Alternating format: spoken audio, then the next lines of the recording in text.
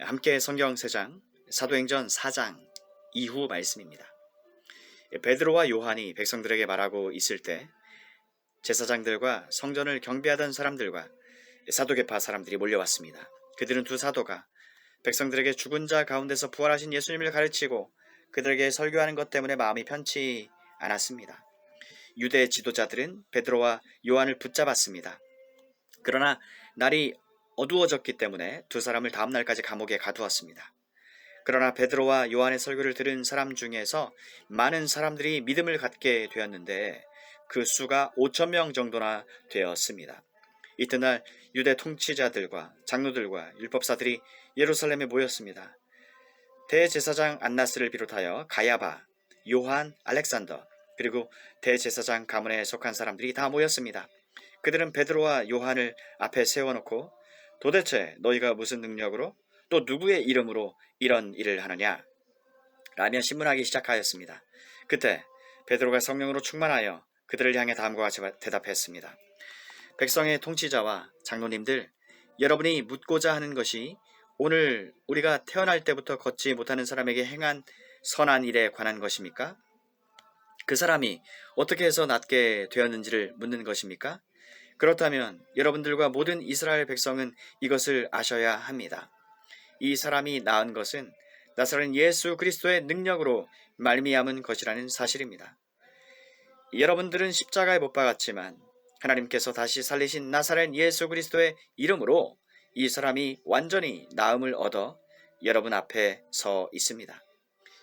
이 예수님은 건축자들이 버린 돌이지만 집 모퉁이의 머릿돌이 되셨습니다. 예수님 외에는 다른 어떤 이에게서도 구원을 받을 수 없습니다. 하나님께서는 온 세상에 우리가 구원받을 만한 다른 이름을 주신 적이 없습니다. 예수님 외에는 다른 어떤 이에게서도 구원을 받을 수 없습니다. 하나님께서는 온 세상에 우리가 구원받을 만한 다른 이름을 주신 적이 없습니다. 공의회 의원들은 베드로와 요한이 교육을 받지 못한 평범한 사람인 줄 알고 있었는데 이렇게 담대하게 말하는 것을 보고 놀랐습니다. 그제서야 비로소 그들은 베드로와 요한이 예수님과 함께 있던 사람이라는 것을 알게 되었습니다. 그들은 태어날 때부터 걷지 못하던 사람이었다가 지금은 나은 사람이 베드로와 요한 곁에 서 있는 것을 보고는 더 이상 아무것도 물을 수가 없었습니다. 그래서 그들은 베드로와 요한에게 공의회의에서 나가 있으라고 한 뒤에 서로 의논하였습니다. 이 사람들을 어떻게 하면 좋겠어? 예루살렘에 사는 사람들이라면 누구나 이들이 큰 표적을 행한 것을 알고 있어. 그리고 우리도 그것을 부인할 수 없어. 하지만 이 일이 사람들 사이에 더 이상 퍼지지 않게 하기 위해서라도 앞으로는 예수님 이름으로 아무에게도 말하지 말라고 그들에게 경고해 두는 것이 좋을 듯하오. 그래서 그들은 베드로와 요한을 다시 불러 절대로 예수님의 이름으로 말하지도 말고 가르치지도 말라고 경고했습니다. 그러나 베드로와 요한은 이렇게 대답했습니다. 우리가 하나님의 말씀을 듣는 것과 여러분의 말을 듣는 것 중에 하나님께서 보시기에 어느 것이 더 옳은 것인지 한번 판단해 보십시오. 우리는 우리가 보고 들은 것을 말하지 않을 수가 없습니다. 조금 전에 일어난 일을 본 사람들이 하나님을 찬양하고 있었기 때문에 유대 통치자들은 두 사람을 어떻게 처벌해야 할지 결정할 수가 없었습니다. 그래서 그들은 몇 마디 경고만 더 하고 사도들을 놓아 주었습니다. 이 기적으로 병이 나은 사람은 40살이 넘은 사람이었습니다. 베드로와 요한은 유대 통치자들에게서 풀려나자 동료들에게로 가서 대제사장들과 장로들이 자기들에게 한 말을 그대로 전해주었습니다. 동료들은 그 말을 듣고 소리를 높여 한 마음으로 하나님께 기도했습니다.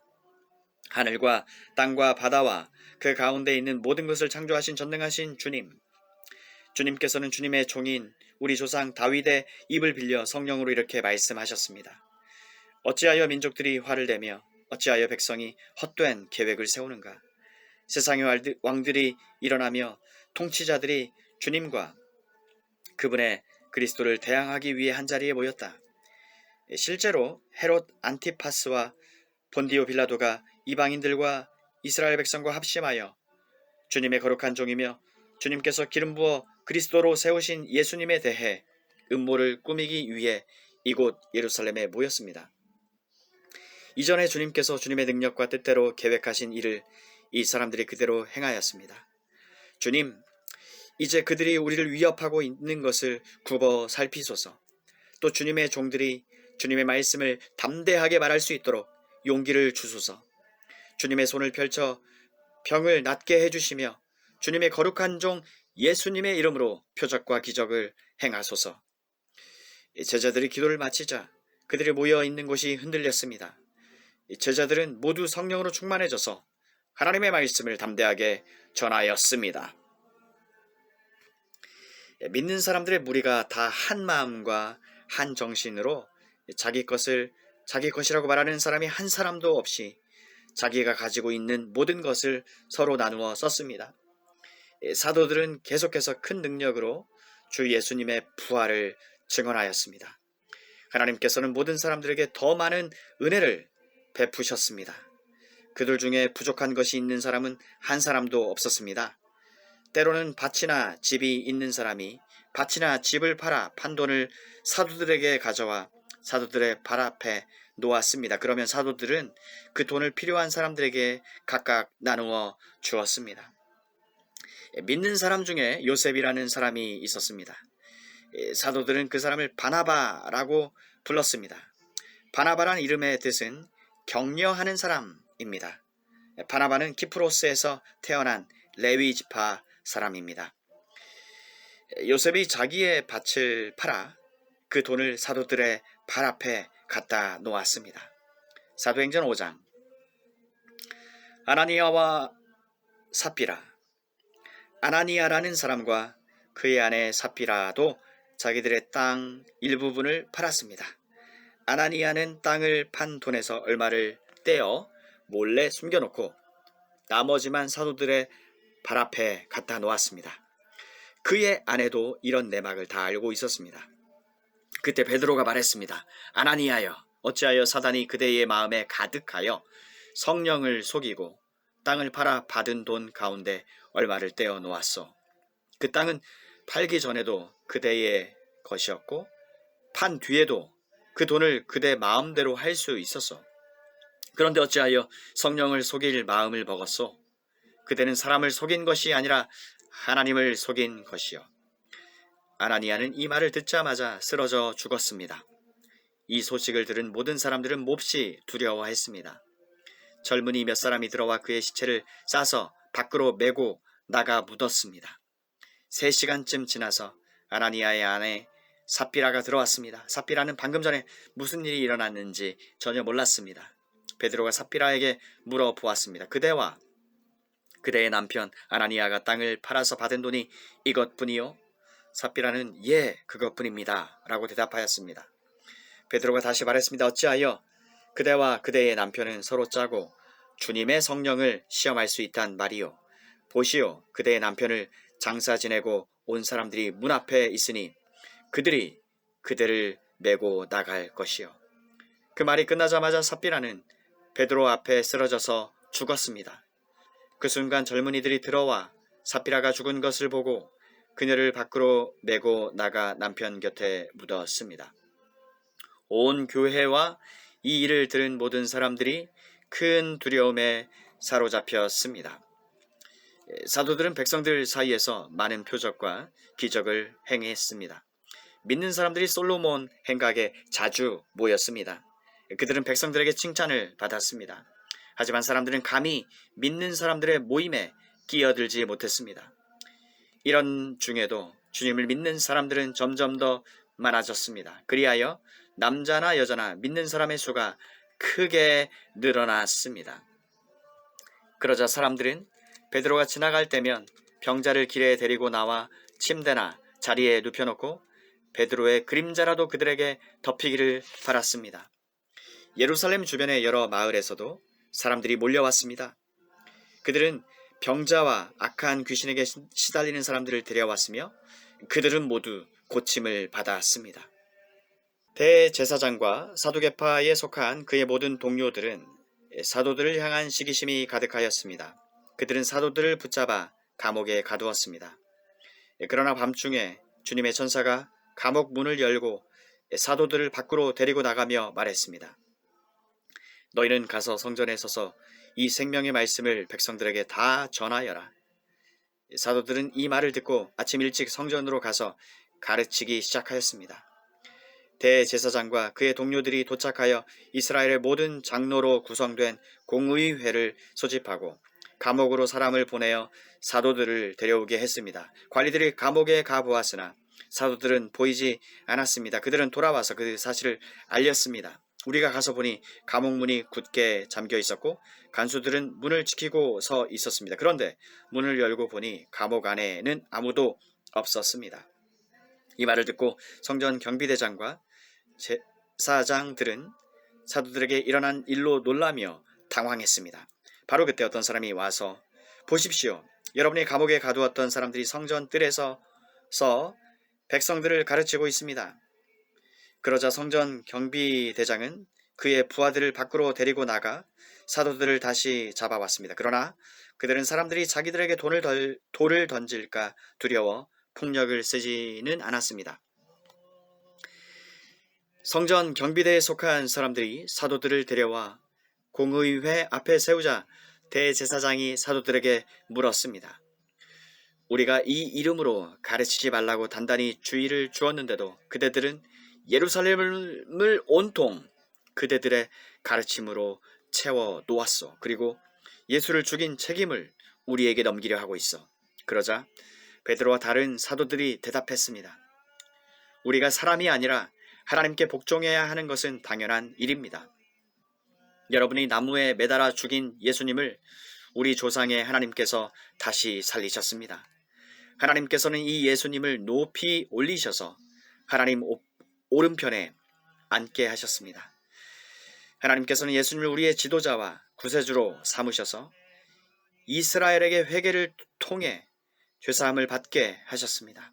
우리는 이 일의 증인입니다. 또 하나님께서 자기에게 복종하는 사람에게 주신 성령 역시 그렇습니다. 공의회 의원들은 이 말을 듣고 몹시 화를 내며 사도들을 죽이려 했습니다. 갑자기 가말리엘이라는 한 바리새파 사람이 공의회 자리에서 벌떡 일어났습니다. 그는 율법사이며 모든 백성에게 존경을 받는 사람이었습니다.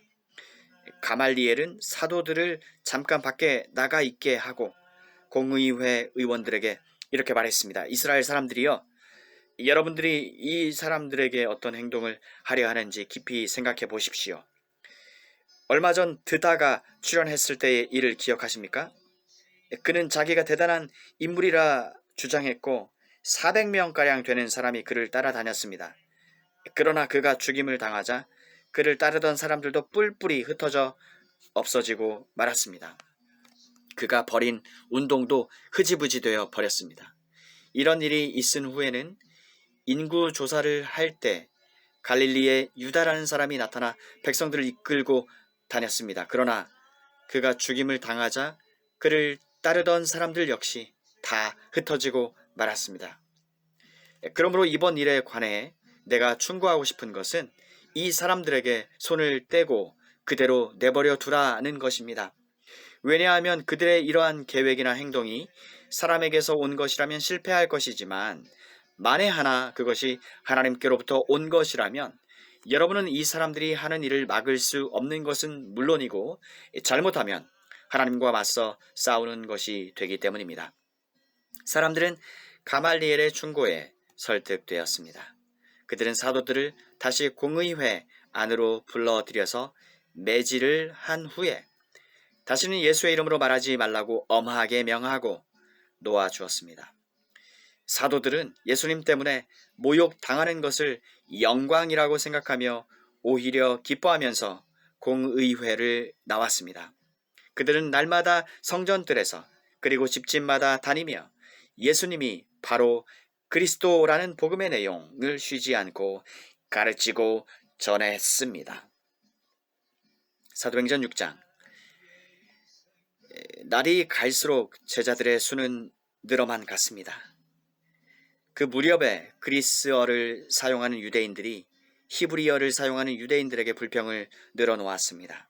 그것은 히브리어를 사용하는 본토 유대인들이 매일 음식을 나누어 줄 때 그리스어를 사용하는 유대인 과부들에게는 관심을 쏟지 않아 그들이 배급을 제대로 받지 못했기 때문입니다.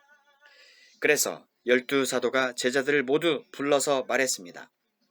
음식을 나누어 주는 일 때문에 우리가 하나님의 말씀을 가르치는 일을 소홀히 하는 것은 옳지 않습니다. 그러니 형제 여러분, 여러분들 중에서 성령과 지혜가 충만하다고 인정받은 사람 7명을 뽑으십시오. 그 사람들에게 이 일을 맡기고 우리는 기도하는 일과 하나님의 말씀을 가르치는 일에 온 힘을 기울이겠습니다.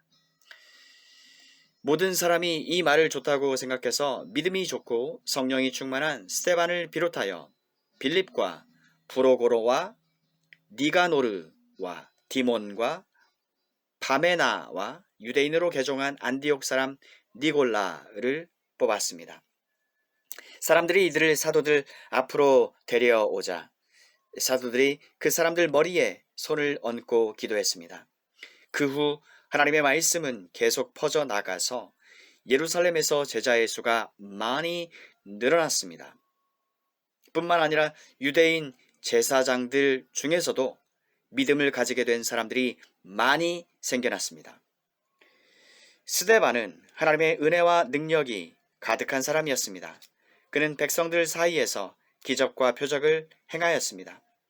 그러나 구레네와 알렉산드리아와 길리기아와 아시아 출신의 유대인들로 구성된 이른바 자유인의 회당 출신 사람들 중에 스데반을 반대하는 사람들이 있었습니다. 이들은 합세하여 스데반과 논쟁을 하였습니다. 하지만 스데반이 말하는 지혜나 성령을 당해낼 사람은 아무도 없었습니다.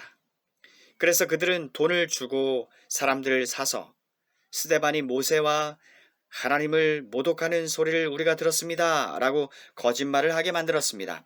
그들은 이런 식으로 백성과 장로들과 율법사들을 화나게 만들고는 스데반을 붙잡아 공의회로 끌고 갔습니다. 그들은 사람들을 시켜 이렇게 거짓 증언을 하게 했습니다. 이 사람은 항상 이 거룩한 곳인 성전과 율법에 대해 험담을 하였습니다. 우리는 이 사람이 나사렛 예수가 이곳을 헐어버릴 것이고 또 모세가 우리에게 전해준 여러 관습들을 뜯어 고칠 것이라고 말하는 것을 들었습니다. 공의회에 모인 사람들 모두가 스데반을 쳐다보았습니다. 그의 얼굴은 마치 천사의 얼굴과 같았습니다.